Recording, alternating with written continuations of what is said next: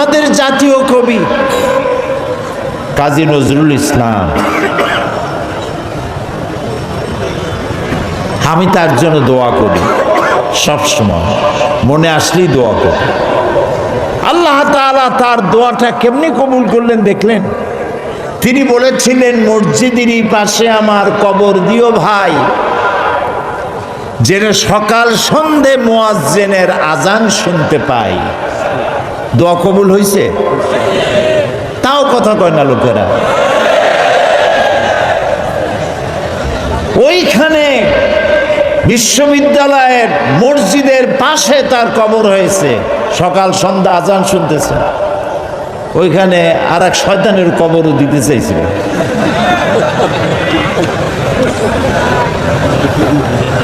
দেখেন, কাজী নজরুল ইসলাম, আমার মন বলে এমন সময় তিনি কলম ধরেছিলেন যখন মুসলমানদের পক্ষে কলম ধরার লোক ছিল না। শুধুমাত্র আল্লাহর নবীর নামে, নবীর শানে যেসব নাত রচনা করেছেন, যেসব গজল কবিতা রচনা করেছেন, আল্লাহ ইচ্ছে করলে এর বদৌলতে তাকে জান্নাত দিয়ে দিবেন। আল্লাহ যেন দয়া করে নজরুলকে জান্নাত দান করেন, আমরা বলি আমিন। নজরুল ইসলামের কথা আনলাম কেন? ওই যে কবিতা, যারা কবি হন আবেগে উচ্ছ্বাসিত হয়ে এমন সব কথা বলেন যার সাথে বাস্তবতার মিল নেই। যেমন তিনি এক জায়গায় লিখেছেন, মোর প্রিয়া হবে এসো রানী, দেব খোবায় তারার ফুল। এখন সত্যিই যদি ওনার যার প্রতি লক্ষ্য করে নিয়ে কবিতা লিখেছেন, যদি সত্যি ওই মহিলাকে তিনি প্রিয়তমা হিসাবে পেতেন, তো আকাশের তারাগুলি খোপায় দিয়ে দিতে পারতেন।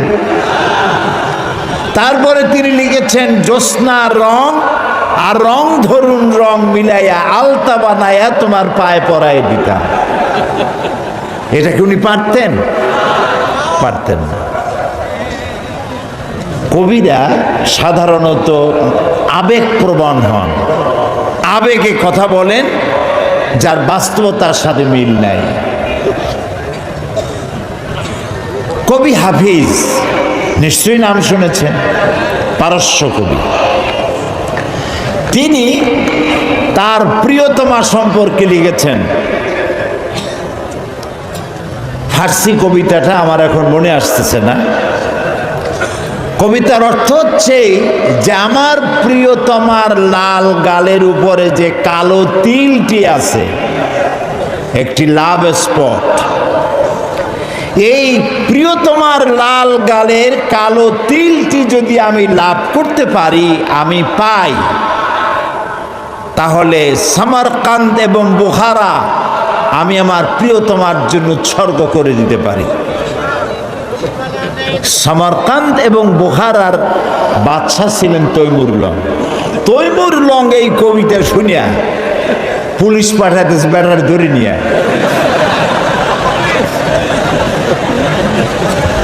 বলল, হাফিজ তুমি তোমার প্রিয়তমার লাল গালের কালো তিলের জন্য গলায় দড়ি দিয়ে মরো, কিন্তু আমার রাষ্ট্র বিলায় দেওয়ার অধিকার তোমারে কে দিল? হাফিজ দেখলো যে সর্বনাশ, আমার তো জীবনই শেষ হয়ে যাবে। কবি মানুষ তো সাথে সাথে কবিতা পাল্টায় ফেললো। বলল, জাহাপানা আপনি তো ভুল শুনছেন, আমার কবিতার শেষের লাইনে আপনি কি শুনেছেন? বলল যে তোমার শেষের লাইন তো ছিল সামারকান্দ ও বুখারা, সামারকান্দ এবং বুখারা মিলাই দেবটা ছিল। তিনি বলছেন না, আপনি ভুল শুনেছেন, ওখানে আমার মূল কথা ছিল সেমনকান্দ অখর মারা। তার মানে হলো আমি বলতে চেয়েছি আমার প্রিয়তমার লাল গালের কালো তিলটি যদি লাভ করতে পারি, তাহলে 3 মণ চিনি আর 1 মণ খোরমা বিলায় দেব। আমি কিন্তু আপনাদের হাসির খোরাক দেইনি, চিন্তার খোরাক দিয়েছি। দুনিয়ার সব কবিরা এভাবে আবেগপ্রবণ হন, উচ্ছ্বসিত হন। পৃথিবীতে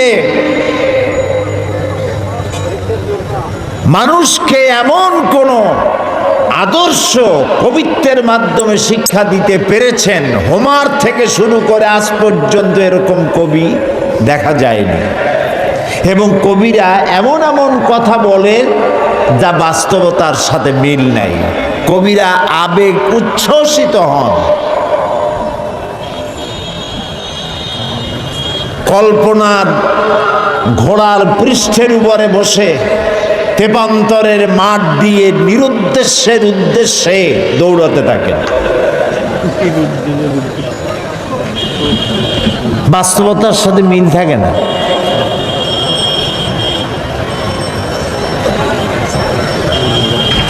যেমন আমি একটু দেখাই, দৃষ্টান্ত দিলে বুঝতে সুবিধা। কি বলেন? ইসলামের বিপক্ষে কাজ করছে, আর মুসলমানদেরকে এই সময় ইসলামের পক্ষে টিকে থাকতে হবে, ইসলামকে জানতে হবে, বুঝতে হবে, ইসলামের উপরে টিকে থাকতে হবে। তাহলেই আমাদের বিজয় অতি সন্নিকট। আমার তো মনে হয় আর বেশি দেরি লাগবে না, ইসলামের বিজয়ের একটা সময় এসে গেছে ইনশাআল্লাহ। মায়ের যখন প্রসব যন্ত্রণা শুরু হয় তখন বোঝা যায় বাচ্চা হইতে আর সময় লাগবে না। ঠিক কিনা? ঠিক কিনা? আজ পৃথিবীর প্রসব যন্ত্রণা শুরু হয়েছে, তাম পৃথিবীর চতুর্দিকে মুসলমানদের উপরে জুলুম অত্যাচার শুরু হয়েছে। এই জুলুম অত্যাচারের মধ্য দিয়ে আগামীকাল যে সূর্য উদিত হবে সেই সূর্য হবে ইসলামের জন্য, আল্লাহর দ্বীনের জন্য, মুসলমানদের জন্যই সেটা হবে। তামাম পৃথিবীর বুকে আল্লাহর দেওয়া বিধান কোরআনের রায় কায়েম হওয়ার জন্য সময় আর বেশি দূরে নয়। এজন্য মুসলমানদেরকে ঐক্যবদ্ধ হয়ে নবীর পথ ধরতে হবে, নবীর রাস্তা ধরতে হবে। আল্লাহ পাক নবীকে যে উদ্দেশ্যে পাঠাইছেন, কোরআন যে উদ্দেশ্যে নাজিল করেছেন, সেই উদ্দেশ্য ধরে আমরা যদি জীবন চালাতে পারি আল্লাহর রহমত আমরা লাভ করতে পারবো। আল্লাহ পাক আমাদেরকে, আল্লাহ পাক বলেছেন কোরআনে কারীমের মধ্যে, ওয়া কানা হাক্কান আলাইনা নাসরুল মুমিনিন। আল্লাহ রাব্বুল আলামিন বলেন মুমিনদেরকে সাহায্য করা আমি আল্লাহর জন্য ওয়াজিব। সুবহানাল্লাহ বলেন, মুমিনদেরকে সাহায্য করা আমি আল্লাহর জন্য ওয়াজিব। মুসলমান বেশি হওয়া লাগবে, সৈন্য সংখ্যা বেশি হতে হবে, অস্ত্র বেশি হতে হবে। আল্লাহ পাক গুলি বলেন অস্ত্র লাগবে, এটা ঠিক, অস্ত্র লাগবে। কিসের জন্য? দিন প্রতিষ্ঠার জন্য। কেউ যদি আমাদের মারে তাহলে আমরা তো আর বসে বসে আঙ্গুল চুষতে পারবো না। কি বলেন? ঠিক কিনা? এই জন্য জিহাদে আল্লাহর মদদ পাওয়া যায়। মুসলমানেরা আল্লাহর দেওয়ার বিধান কায়েমের জন্য যদি চেষ্টা চালায়, আল্লাহ পাক বলেছেন ওয়ালা তাহিনু ওয়ালা তাহজানু ওয়া আনতুমুল আলাউনা ইন কুনতুম মুমিনিন। কোনো ভয় নাই, কোনো চিন্তা নাই, যদি মুমিন হও আমি আল্লাহ তোমাদেরকে জয়ী করব। সুবহানাল্লাহ। দর্শন সূরা আনফাল আল্লাহ পাক বলেছেন 10 জন ইমানদার সাবের মুত্তাকি যদি হও 100-র উপরে বিজয়ী করব। সুবহানাল্লাহ কবেন না? 100 যদি হও ইমানদার সাবের মুত্তাকি 1000 কাফেরের উপর বিজয়ী করব। সুবহানাল্লাহ। আল্লাহ পাক আজও তার রহমত নিয়ে আসেন আমরা যদি মুমিন হই। বদরের মাঠে জিহাদের ময়দানে একজন সাহাবী বলছেন, ইয়া রাসূলুল্লাহি, জিহাদের ময়দানে সবাই নেমে গিয়েছে, আমি একজন যুবক মানুষ, মুসলমান, আমার কাছে কোনো অস্ত্র নাই, মেহেরবানি করে একটা অস্ত্র দেন, আমি জিহাদে শরীক হয়ে যাই। হুজুর বললেন, আমার কাছে অস্ত্র নাই। তিনি বললেন, ইসলামের এই প্রথম জিহাদে আমি কি করে নীরব দর্শকের ভূমিকা পালন করি? যা পারেন তাই দেন আপনার হাত দিয়া। নবীজি এদিক ওদিক তাকায়া একটা শুকনা খেজুরের ডাল পেলেন, শুকনা খেজুরের ডালটা ধরাই দিলেন সাহাবীর হাতে। সাহাবী বলেন, নবীজির হাতের দেওয়া শুকনা খেজুরের ডাল দিয়া জিহাদের ময়দানে ঝাঁপিয়ে পড়লাম। ধারালো তরবার দিয়ে আঘাত করলে যেমন কাম হয়, নবীর দেওয়া শুকনা খেজুরের ডাল দিয়ে আঘাত করার সঙ্গে সঙ্গে কাফের দ্বিখণ্ডিত হয়ে পড়তে লাগলো। কবি বলছেন, ফিজাই বদরি পয়দা কুন, ফেরেশতে তেরি নুসরত কো, ফিজাই বদরে পয়দা কুন, फरिश्ते तेरी नुसरत को उतर सकते गर्दों से, कतर अंदर कतर अब भी।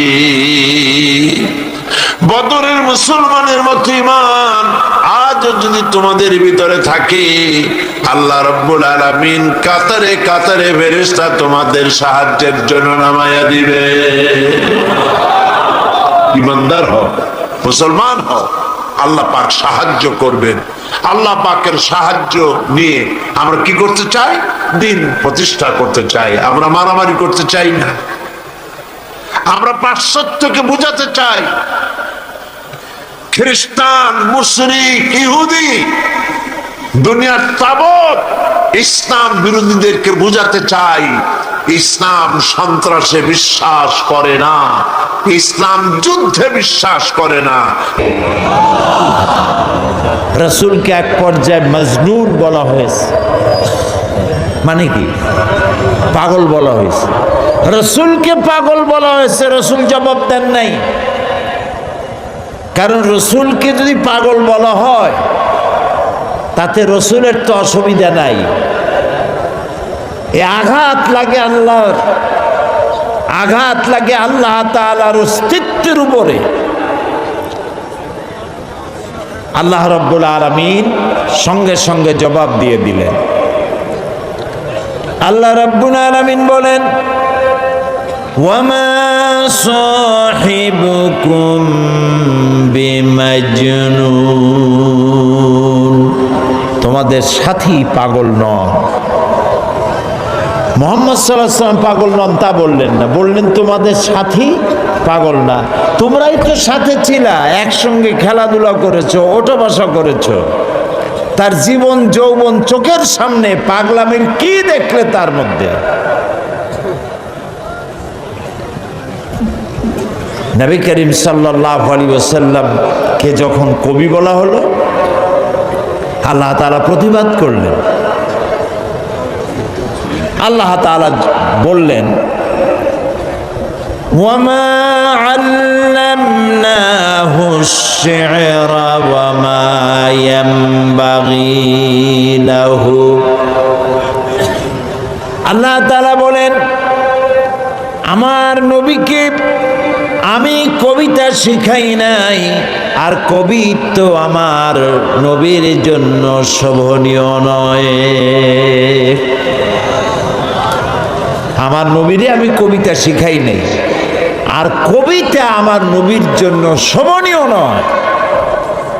এইটা কি কথা? কবিতা নবীর জন্য শোভনীয় নয়।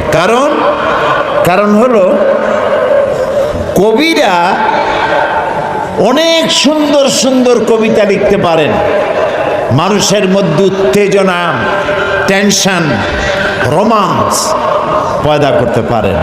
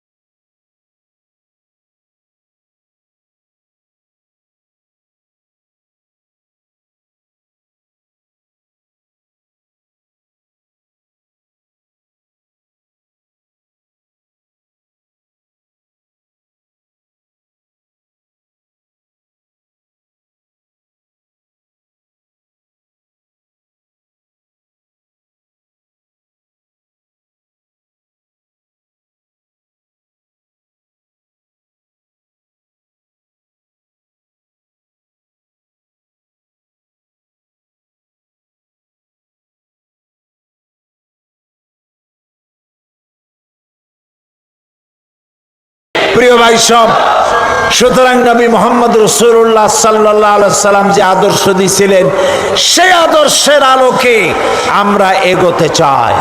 আল্লাহ যেন তৌফিক দেন, বলেন আমিন। যারা আজ বাংলাদেশের শান্তির জন্যে নাস্তিক, মুরতাদ, বামপন্থীদের নিয়ে আন্দোলন করতে চান, আপনারা আমাদের সাথে আসেন।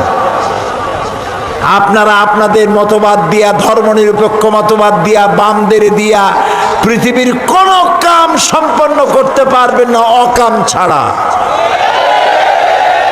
আমাদের সাথে আসুন। আমরা আমাদের বাপের তৈরি করা কোনো কথা বলি না, বলি আমার বাজানে কইছে, বলছে এরকম। আমরা কোন মানুষের তৈরি করা আইনের কথা বলি না, আমরা আল্লাহর কথা বলি এবং আল্লাহর কথা প্রতিষ্ঠা করার জন্য জীবন আর রক্ত সবটা দিতে পারি।